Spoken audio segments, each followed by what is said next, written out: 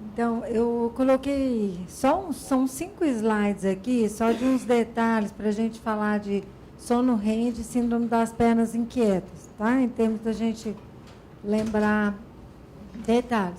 Então, o transtorno comportamental de sono REM, ele é um movimento desorganizado, desordenado, uma agitação motora durante o sono, durante o período do sono REM, em que o esperado é que haja uma hipotonia muscular.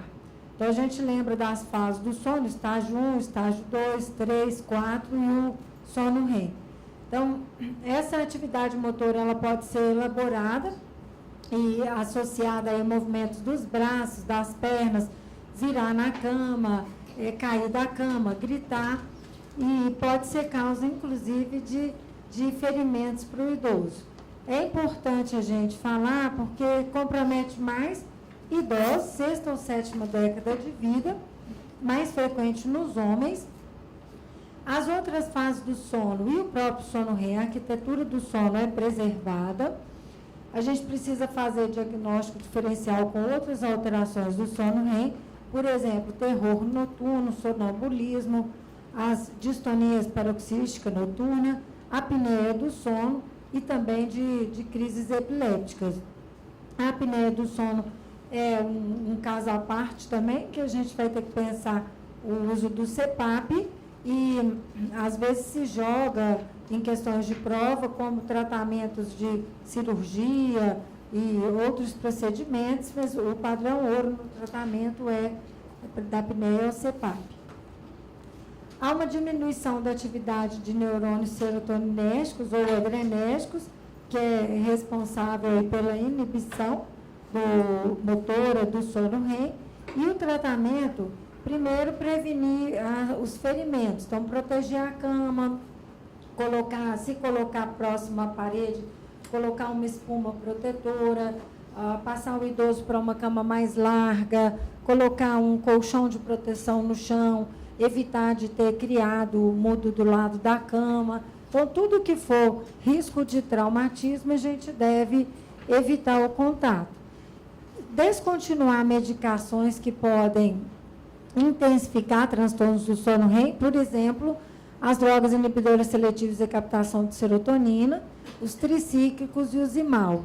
Há uma indicação aí do benzodiazepínico, das poucas indicações de benzodiazepínico na geriatria, e se a gente for ver pelo princípio de ação do benzodiazepínico, tem todo o fundamento, porque o benzodiazepínico bloqueia o sono REM, ou seja, se é uma alteração que acontece durante o sono REM, você bloqueia o sono REM, isso inibe, né, os episódios. Outro fundamento dos benzodiazepínicos é que ele tem uma ação também de relaxante muscular. Aqui está colocado o clonazepam, que é o que a literatura mais coloca e tem estudos em termos de transtorno do sono REM, mas a gente sabe que na geriatria o clonazepam é uma droga de alto risco, como todos os benzodiazepínicos são, e acho que valeria a pena tentar, se for necessário, um benzodiazepínico, o lorazepam. A melatonina também foi estudada na dose de 6 a 15 miligramas, e também a carbamazepina. É importante a gente pensar o transtorno do sono REM como a possibilidade de ser um pródromo. Então, ele pode ser uma primeira manifestação clínica das sinocleinopatias. Isso é uma questão importante em termos de colocações de prova. Pode ser um primeiro sinal aí de doença neurodegenerativa, principalmente doença de Parkinson, demência por Corpus-Levy ou atrofia de múltiplos sistemas. Eu queria que vocês começassem a perceber na prática clínica pacientes que vocês dão o diagnóstico recente das sinucleinopatias, perguntar sobre alterações do sono. Vocês vão ficar realmente surpresos, né, de ver o quanto é comum a família relatar.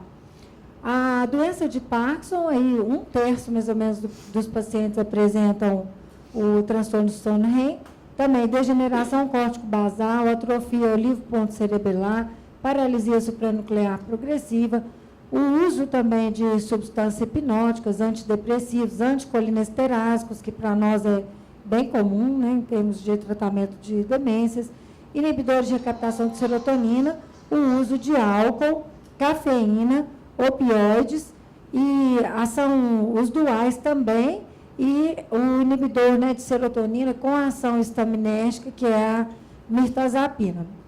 Acho que é um detalhe que vale a pena vocês reverem, tanto o transtorno de sono REM quanto a síndrome das pernas inquietas. É um desconforto intenso nas pernas ao deitar ou antes de adormecer. Então, a pessoa fica com uma percepção que ela própria não sabe descrever o que é.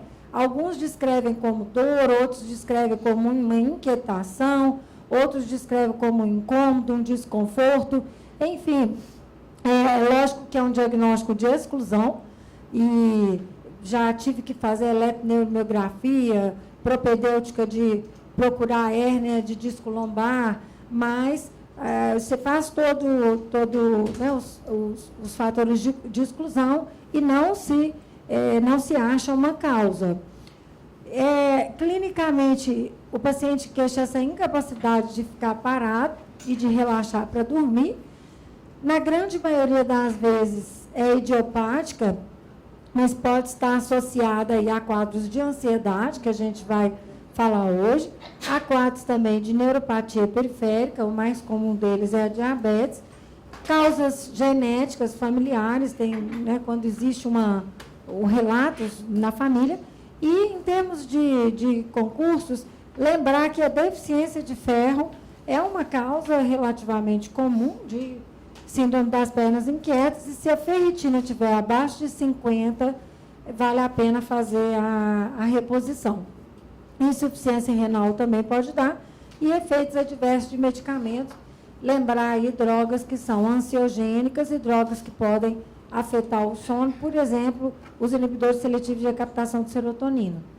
O tratamento, a droga de escolha, hoje seria mais o pramipexol, começar com dose baixa, 0,125, e aumentar lentamente. Não adianta querer começar com 0,75, né, 1 miligrama no idoso, a tolerância não é boa, e pode-se usar aí até 1,5 miligrama por dia. É diferente do tratamento, do uso do agonista dopaminérgico comparado à doença de Parkinson, por exemplo. Seria dose única noturna, a menor dose possível, para melhorar o desconforto. A gabapentina também tem sido usada, estudada, e os benzodiazepínicos com aquelas limitações que a gente já sabe. Então, os critérios aí para a síndrome das pernas inquietas, o quadro clínico é uma urgência em movimentar os membros, associada a primidona e a pregabalina também estão sendo usadas. A urgência em movimentar os membros associados a parestesias e as disestesias. Os sintomas, eles iniciam ou pioram com repouso, e aí a pessoa fala que durante o dia, enquanto ela está movimentando, trabalhando, ela não sente desconforto. A melhora parcial dos sintomas com o movimento. Então, uma das soluções que a pessoa pode encontrar é levantar da cama, e a síndrome das pernas inquietas pode ser mais uma causa de insônia no idoso. Os sintomas pioram à tarde ou à noite, não podem ser mais bem explicados por uma outra condição clínica, então, obviamente, tem que fazer um diagnóstico de exclusão, a gente precisa fazer diagnósticos diferenciais, e os fatores associados, história familiar positiva, deficiência de ferro, neuropatia, quadros renais, esses aí que a gente já comentou. A diabetes entra também como uma causa importante, tabagismo e isso que a gente já comentou. Aí aqui, além do agonista dopaminérgico, do pramipexol, a levodopa também em dose baixa, pode ser usada antes de dormir, e quando a ferritina está menor do que 50, vale a pena fazer a reposição do ferro. Hoje, preferencialmente, ferro quelato, né, as formas mais novas de ferro, além de sulfato.